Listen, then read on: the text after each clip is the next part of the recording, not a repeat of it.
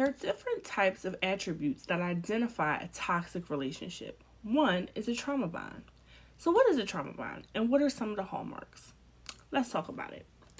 A trauma bond, also known as a traumatic bond, and in extreme cases, Stockholm Syndrome, is a complex emotional connection that forms between a person and their abuser or captor. This bond can be incredibly strong and difficult to break, even when the relationship is violent, harmful, or dangerous. A trauma bond often arises as a survival mechanism in response to prolonged exposure to abuse, manipulation, or trauma.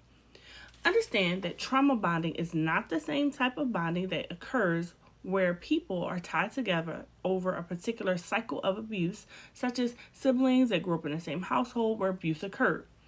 This type of trauma, or bonding over trauma, can be useful in developing resilience and support if utilized in the therapeutic environment. Be mindful that the name can be used to describe both instances in literature and popular culture, so be sure to look for how the word is being defined when you're doing additional research.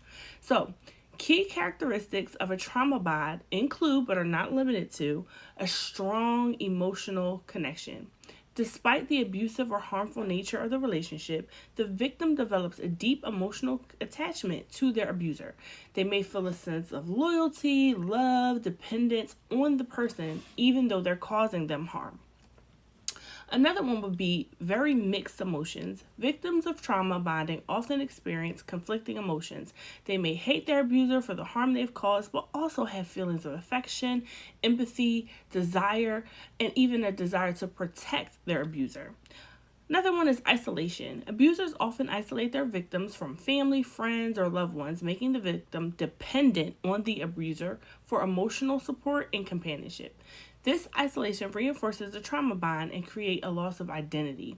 The sense of self may become intertwined with the abuser, leading to a loss of personal identity and a belief that they cannot function without the abuser. Another strong one, manipulation. Abusers may alternate between being abusive, appearing caring, or supportive.